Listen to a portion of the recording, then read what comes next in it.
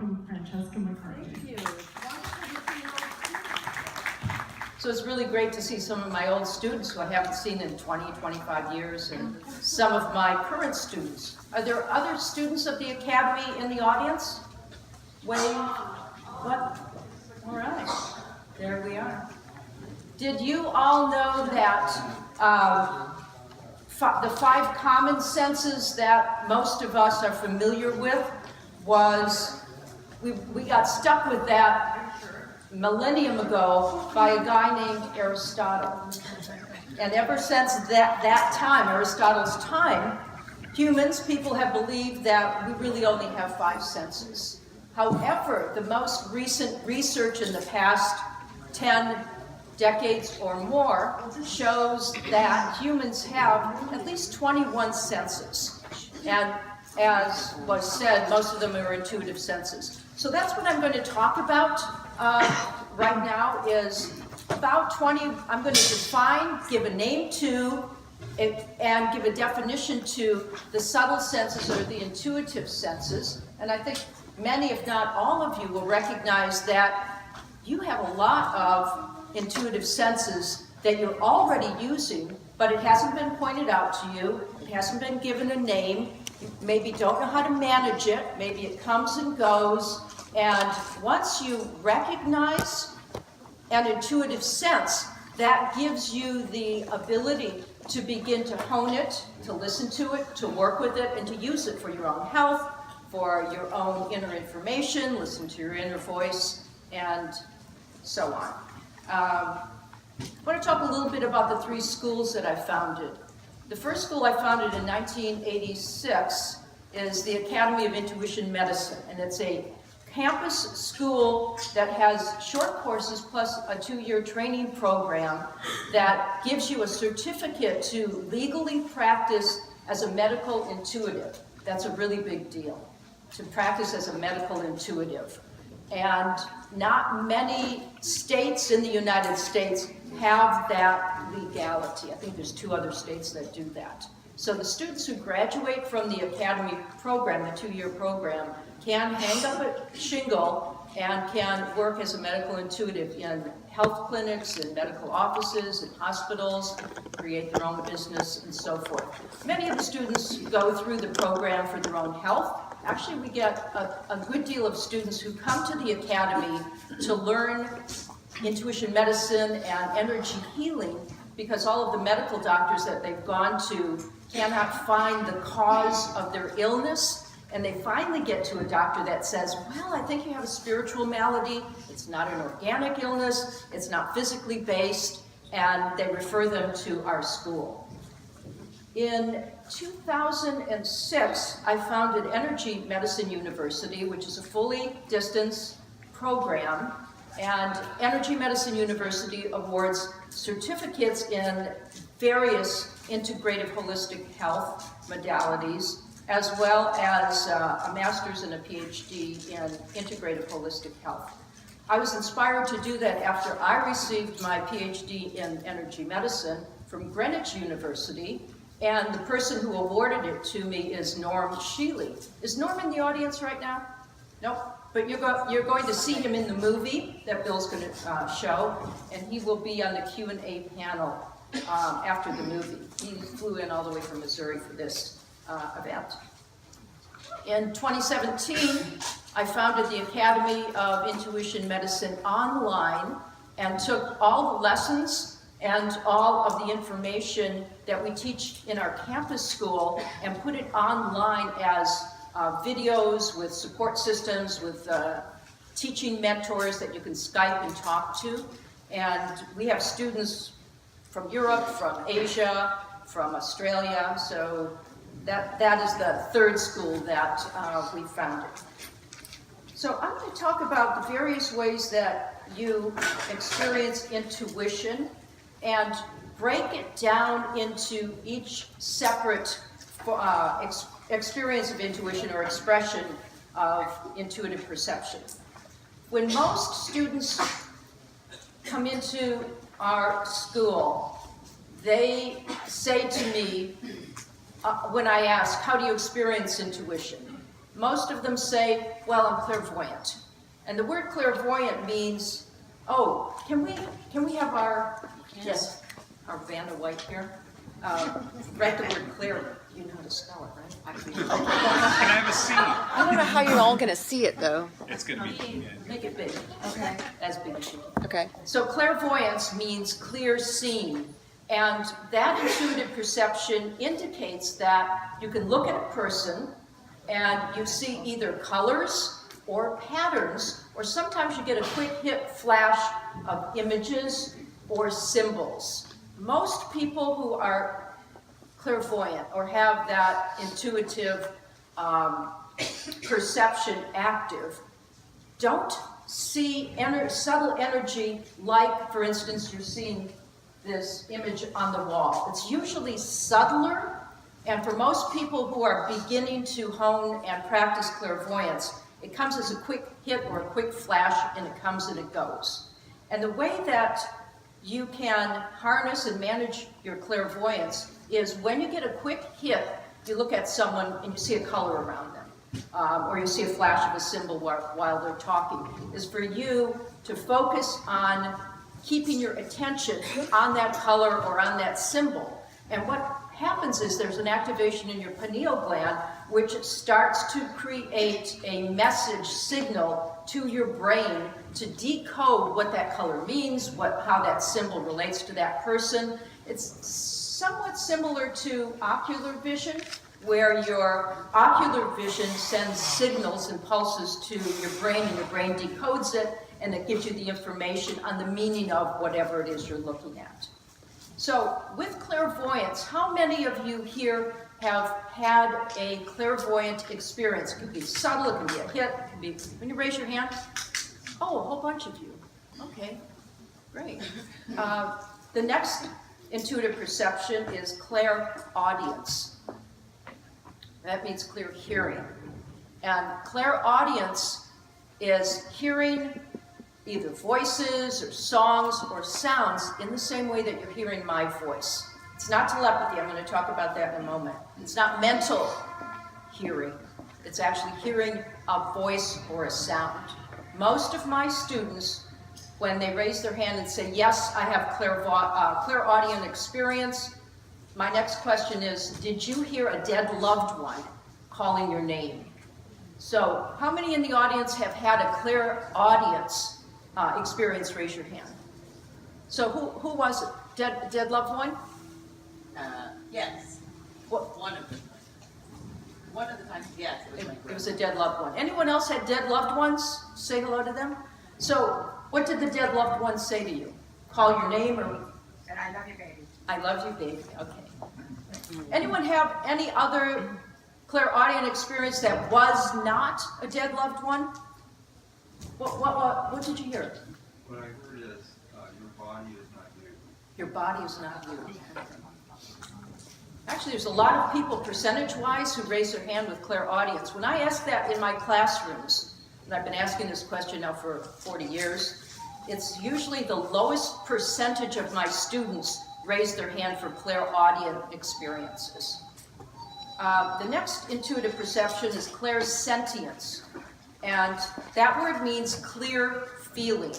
And clairsentience is like using your body as emotional radar, or like sonar, picking up another person's feelings, their mood, taking it into your body. Actually, it's received into your body in your second chakra, or the area of your navel area. That person's energy moves into that spot, and then it moves through your nervous system, and it sends the pulse of what mood that person is in. It's on the liability end. When a person is too clairsentient, they become like an emotional sponge, and it becomes very distracting. The confusion with being too clairsentient on a liability side is a person cannot discern their emotions and feelings from another person's emotions and feelings. So anyone here had the experience of clairsentience? Oh, wow. That's a lot of people. Any one of you know or understanding that you're clairsentient intuitive perception has become a liability? Oh, okay. And any of you, to narrow that down, have you come to realize that your liability clairsentience has been or is a cause of illness? What kind of illness? I'm a teacher who breaks stuff down. What kind of illness? Or do you not want to say? Okay. Who wants to tell me what their illness is? Lady in the blue? Leukemia. Okay. What? Headaches. Headaches. Anyone else? Colon cancer. Colon cancer. Okay, so I'm going to take, do you mind if I use you as an example? Colon cancer, or any colon or digestive issues, is energetically, and this is what medical intuitives do, diagnose the physical and emotional body and correlate it to physical, psychological, psychiatric illnesses. So anything in the digestive system, especially in the colon area, is aligned with an overabundance of emotions that aren't yours that move into the navel area or the second chakra. And if you hold onto that energy for too long of a time in that chakra and in that area of your body, because the second chakra is related to digestion and also to the reproductive organs, it creates a dissonance in those physical systems. The next intuitive perception is clairalience, and that means clear smelling. And that would be recognizing a scent or an odor that isn't actually in the physical space that you are in. I have a story about that. But first I'm going to ask, has anyone here had a clairalience experience? Wow, a lot of you. That's usually another one where not many people raise their hand. Would you tell us what it was you picked up on a smell level? Roses. Roses. So were the roses associated with anyone that you know? Or not? No? Who else had a... Blueberry tobacco my father used to smoke. Ah, okay. Blueberry tobacco your father used to smoke. Anyone else? This is just the first time that happened to me, but I didn't relate it. But now Yes, that's what I'm trying to do, to tell you how you've already been using your intuition and your subtle senses. I'm naming it. I'm giving you the directions on how to give it a language. So one of my experiences with clairalience was when my daughter was in college and not living at home, and I'd be in my home doing this and that, and all of a sudden I'd smell marijuana. And I go, okay, she's smoking marijuana right now. Wow. It's fun being Must be hard to be your children of a mother like me, right? Hello? What are you doing right now, dear? The next one is claircognizance. And that is clear knowing, where you just know something. You get a quick hit, you know not to turn right but to turn left because you'll find a parking space there. Someone is talking about a subject and all of a sudden you know what the answer is. You get information on a quick knowing level. You may not know where you got it or how it's coming in, but it's crystal clear, you know it. Anyone had that experience of knowing? Yes, great. I find that most humans have a really good honed knowing sense, but don't listen to it, don't trust it, and then don't follow through. And then after the revelation of messing up that way, because being human is messy often, then you kick yourself and go, why didn't I just listen? Why didn't I listen to my inner voice? Why didn't I listen to my knowing? I got to do better with that. Clairgustance. That's clear tasting. What's it called? Vanna's writing it on the board. Clairgustance. Clairgustance. We got 21 of these to go, people. That's clear tasting, where you have a taste in your mouth or on your tongue of something that you obviously are not eating at the moment, or you haven't eaten in a while, but you have the taste of it. Anyone here had a Guston's experience. That one's usually really low. Someone raised, I think are you the only one in the, oh, we have 2 people raise their hand. Tell us your experience of clear tasting.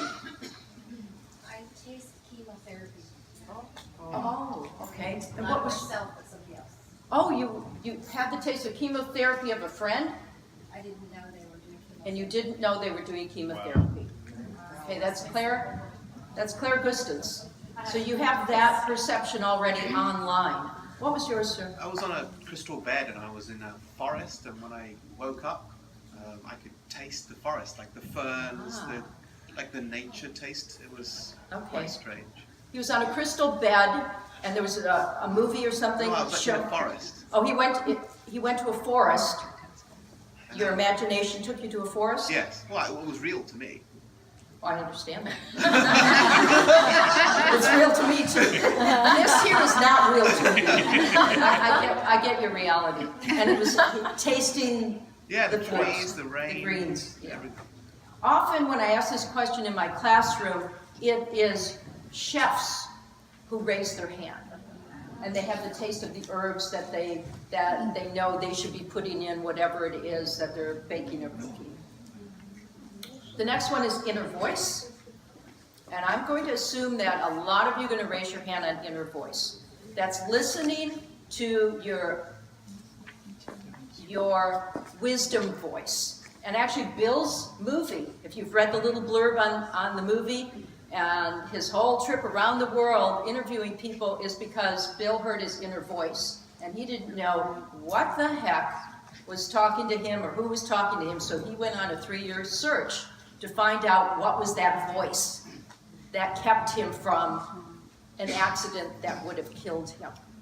So inner voice is a location in your physical body. Actually, all of these intuitive perceptions all have a location in your physical body where the signals from the subtle senses are connected into your body, and they signal and relay the information to you on a physical level. So with inner voice, the location of inner voice, the true reception, is inside your head in the area of the hypothalamus gland. Now your inner voice should, if you're getting clear wisdom voice, should sound quite similar to your own voice when you hear it in audio. It should not sound, and the location should be a reverberation or a sensation within your body, not outside of your body. So if it's a voice that you hear and you can locate it somewhere out there, it's not your inner voice.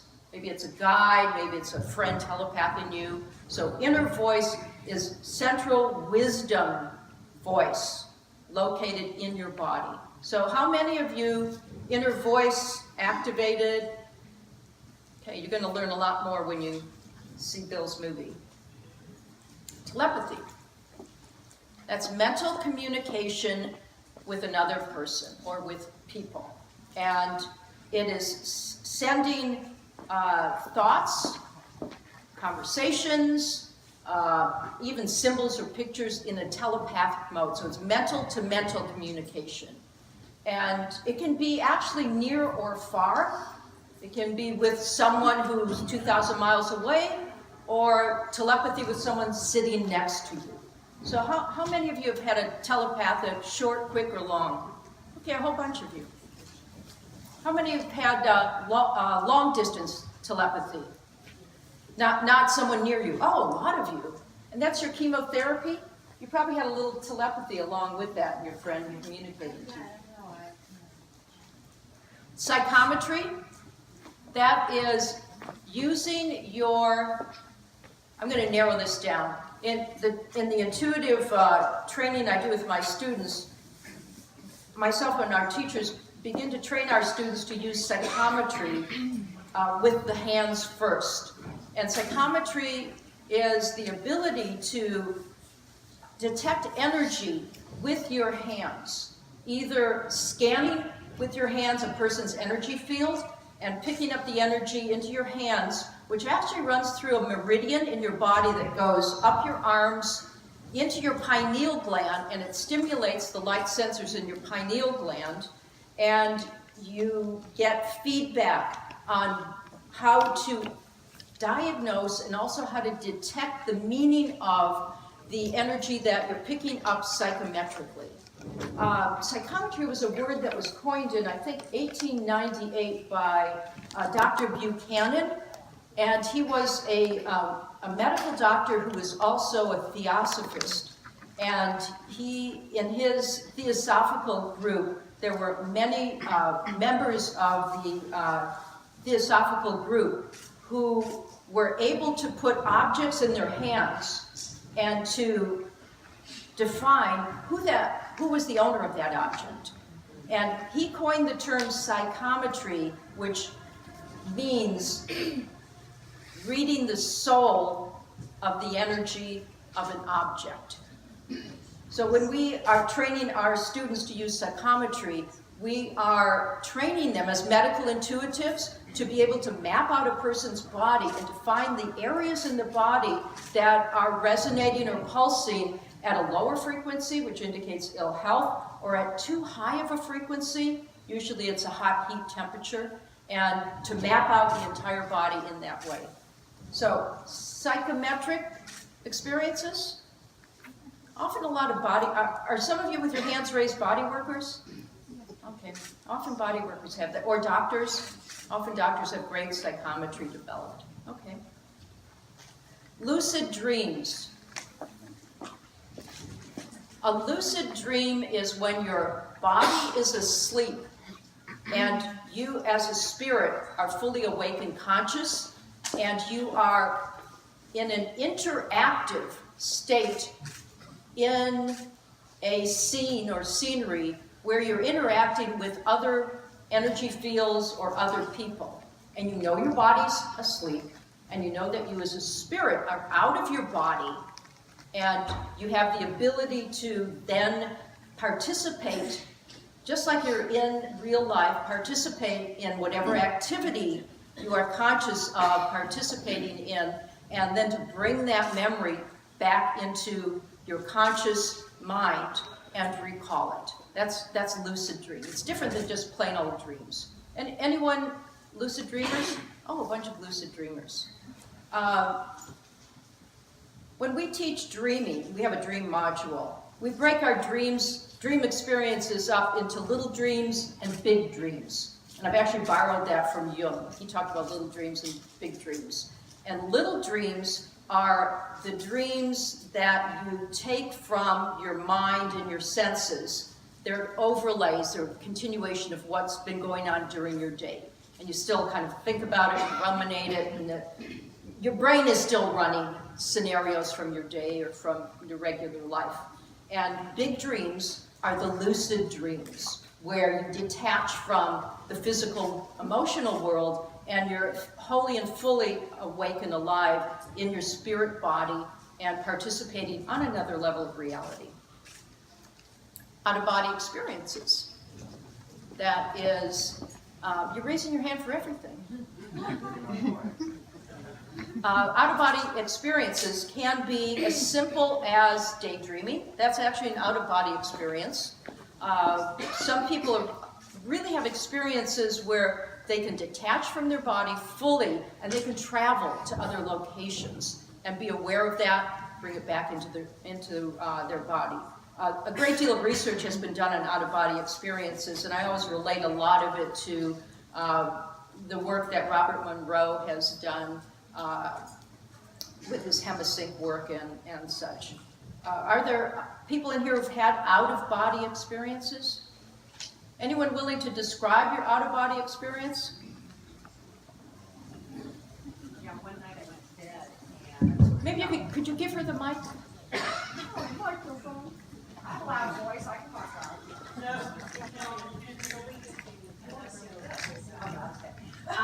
So I was probably 21 years old, and I had gone to bed, and I just flew out of my body, and it scared me. I felt like a real high vibration, really high noise that I've never heard before.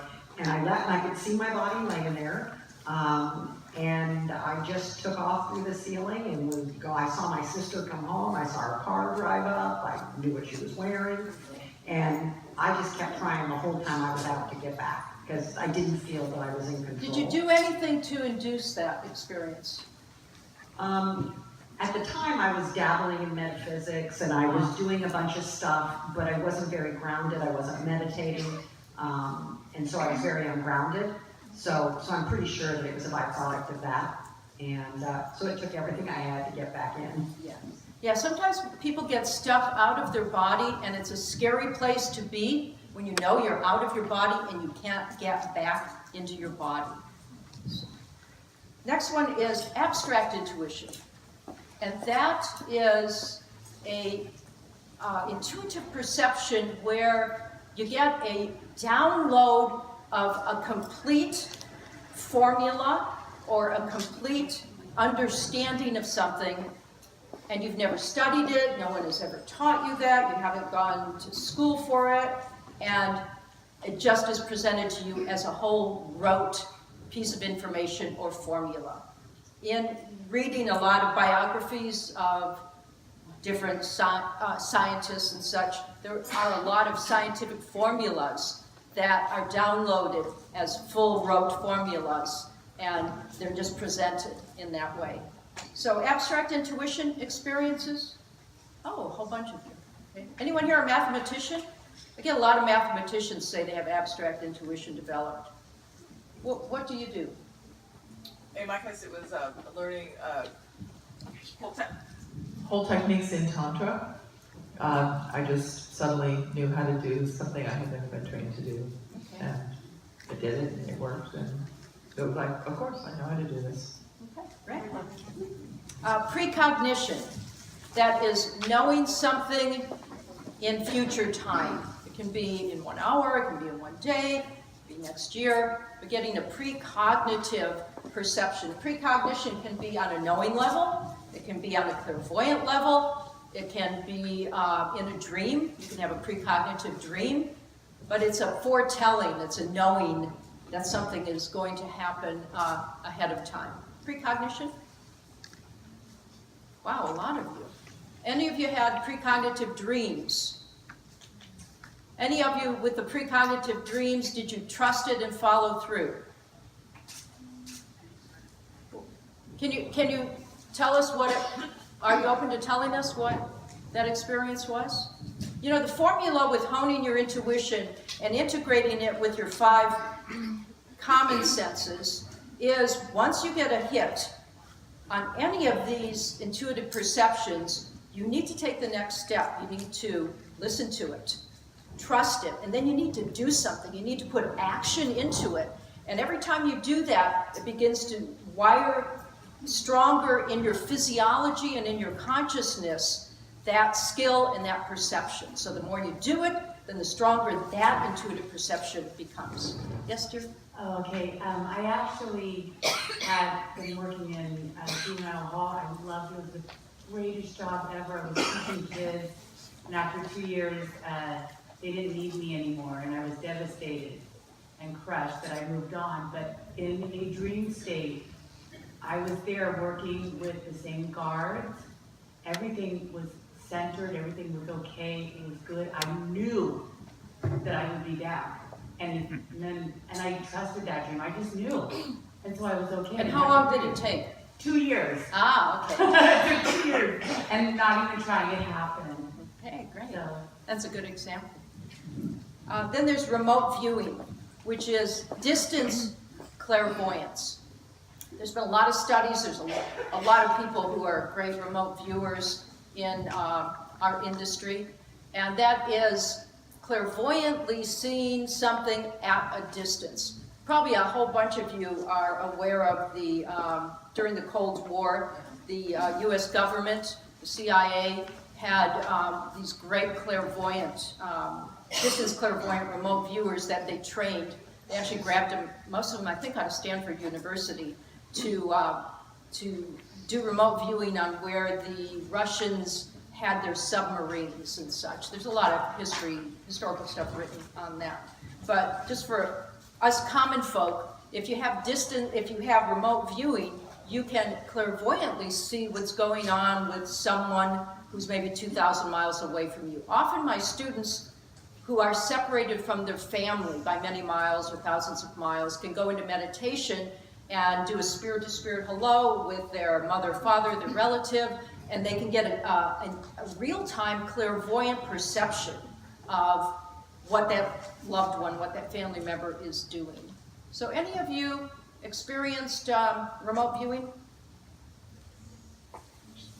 What did you remote view? A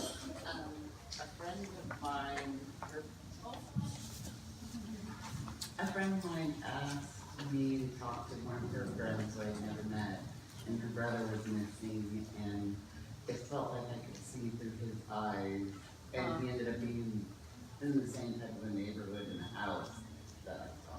Yeah. But it felt like it was me, but I was You were seeing through the other person's Yeah. eyes. Yeah. In our Energy Medicine University, we have a remote viewing institute that was created and is operated by our dean, Dominique Sorel, who was trained by Len Buchanan. And Len Buchanan, have you seen the movie Men Who Stare at Goats? Yeah.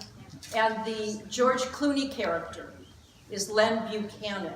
And she studied with Len Buchanan. So in our remote viewing institute, Dr. Sorel works with, and actually she trains police and detectives to remote view abductions, lost people. She also works with the general public when they contact her, and she has a group of students she's trained who are really amazing remote viewers, and they go into special protocols to do a location of missing people or people who've been abducted. Touch healing, using your hands to locate in a person's body where there is illness or pain. Most of my students who have this sense developed are body workers or doctors. There's a real art to people who are very finely trained to do touch healing. Not only can you use your hands to detect where there's illness in the body, but that you can tap into an energetic resonance and to generate it through your hands and into the area of the body where there's illness. So any of you touch healer proficient? Oh, a bunch of you. Are most of you body workers or doctors? Okay, a couple of you. Spirit guides, working with spirit guides. And I classify spirit guides in many different hierarchies.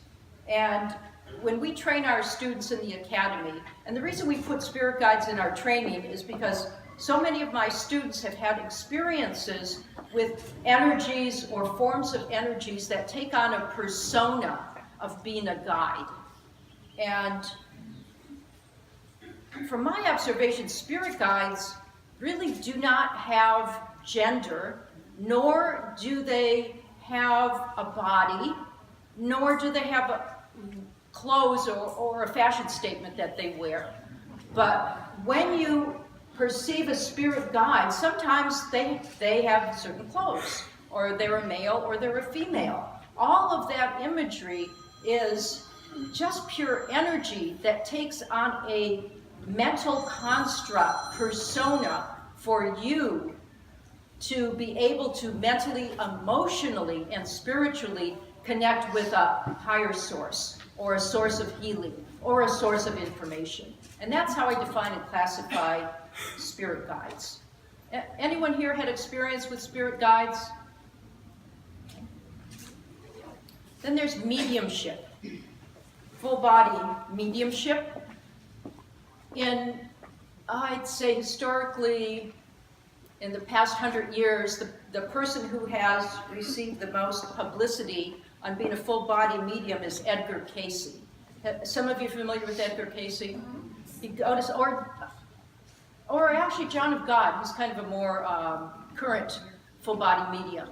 So when you're a full body medium, your spirit completely leaves your body, and another spirit, another entity, comes into your body, takes over your voice, takes over your movements, and in best scenario, gives remedies like Edgar Cayce does, or does healing like John of God does.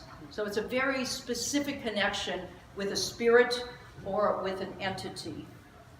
Any of you here practice or had the experience of full body mediumship? Okay. Telekinesis, that's a fun one. That's moving objects with your mental thought. Not touching them, just moving them around. And is Dean in the room? Can I tell your story about the spoon?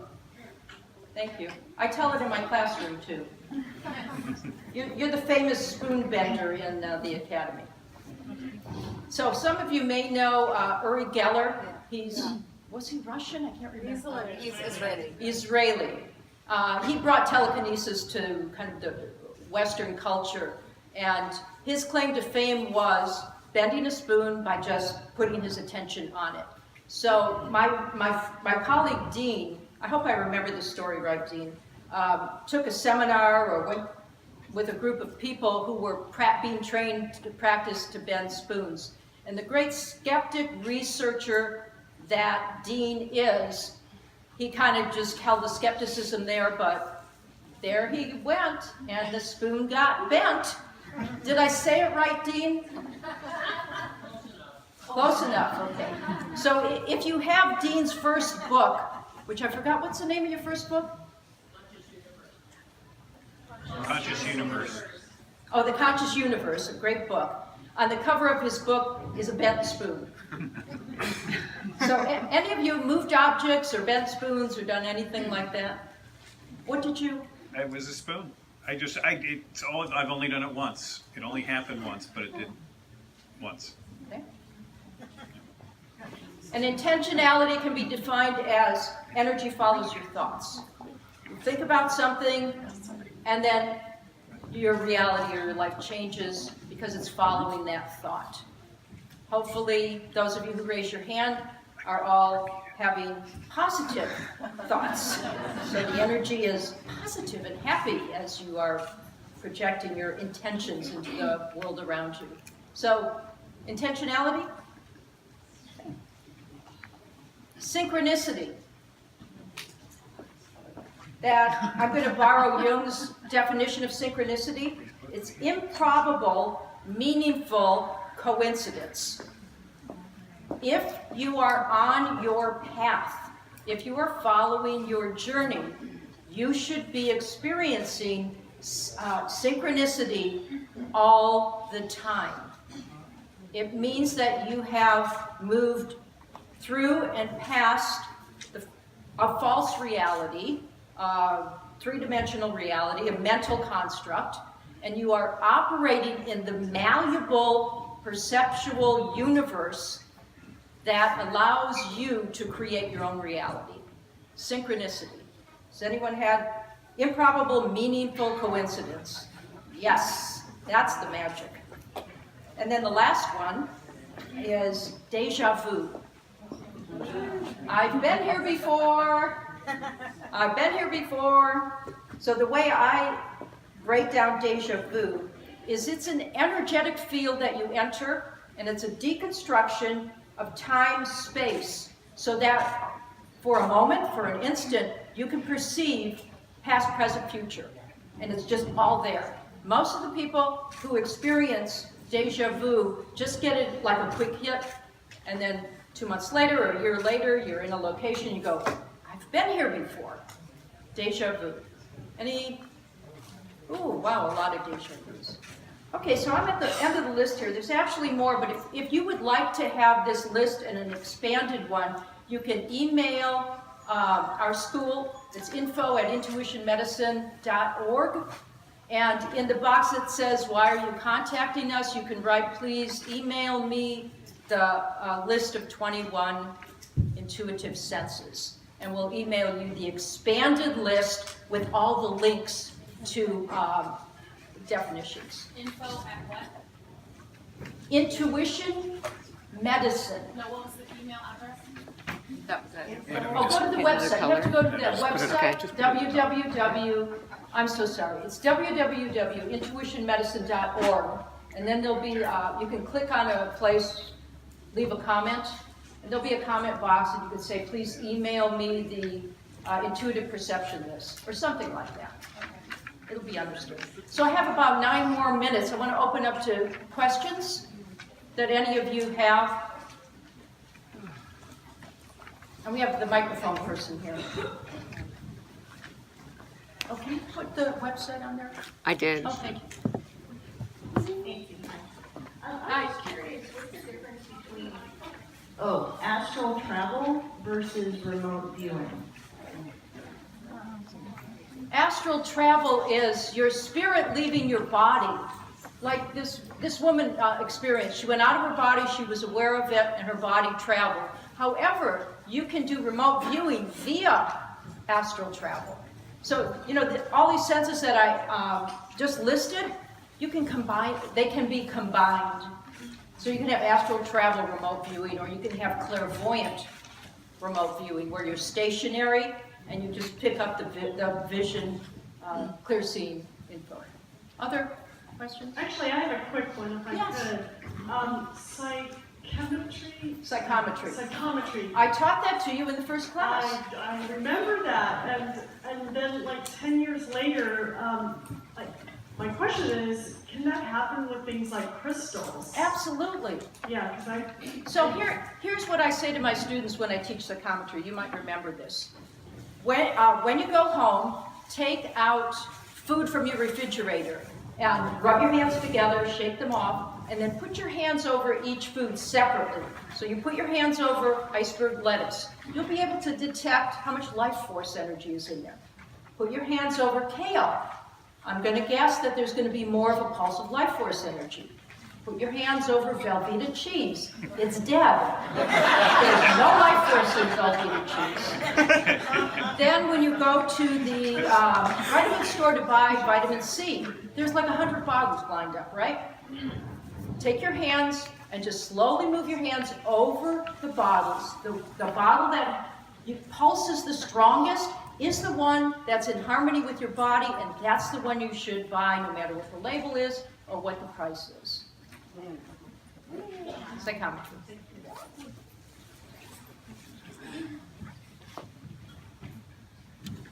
I have a question about dreaming. About what? Dreams. When you dream, when I dreamt, it was after my former boyfriend died, and he came to me in a dream, and I had a long conversation with him before he died, and I thought I was going to see him again, but I did not.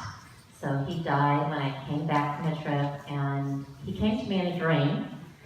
Do you feel that that is sort of their way of saying goodbye to you? Oh, absolutely. A closure, and that's so any time when people die, that's just sort of their way of coming back to you and talking to you. Yes, I agree with that. It's a closure. How many of you have had that experience? A loved one? Many of us who are sensitive have that experience. Other questions? I'll ask a quick one then. So the part about the clairaudient, I've had that in dreams where I've been sound asleep and a voice talking to me will wake me up, of someone who has passed. Yes. Yeah. It's great. So you're combining lucid dreams and clairaudience. These skills can be, these intuitive skill perceptions can be combined, like our 5 senses combined, right? You eat a cookie, you can taste it, you can smell it, and there's a texture to it. So that's a combination of 3 senses. Thank you.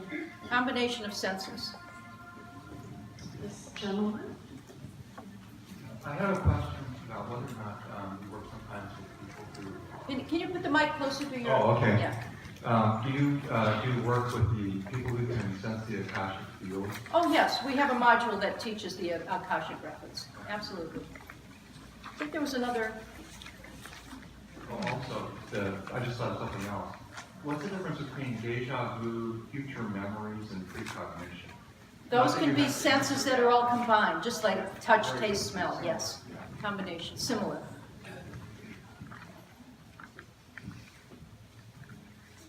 From your experience teaching students these different skills or abilities, have you noticed a pattern in what type of people may be better or adept at certain kinds? Yeah, we have 2 levels of entrance exams that our students take, so that at the very beginning we can determine that, and that we can form their program to strengthen the intuitive perceptions that they already have in operation, and then can mentor them to bring the other intuitive skills online.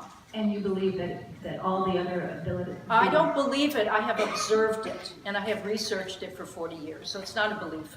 And do you believe that some are more weaker because of blockages and chakras and energies? Oh, yeah. Because of traumas? The human condition is messy, so in some of our intermediate training, we work on clearing out those emotional blockages or energetic blockages, so there can be more clarity in the perception of all the intuitive senses.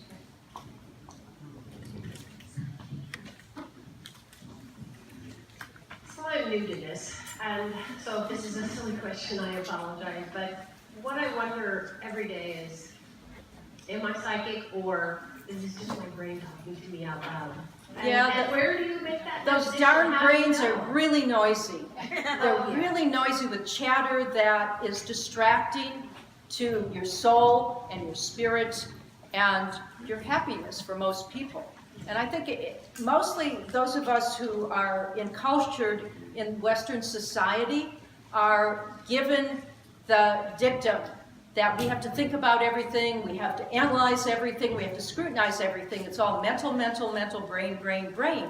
And intuition, spirituality, and inspiration is low on the level for sensitive people who want to develop themselves in that way. So it does take attention, it takes training, working with someone to quiet the chatter in your mind.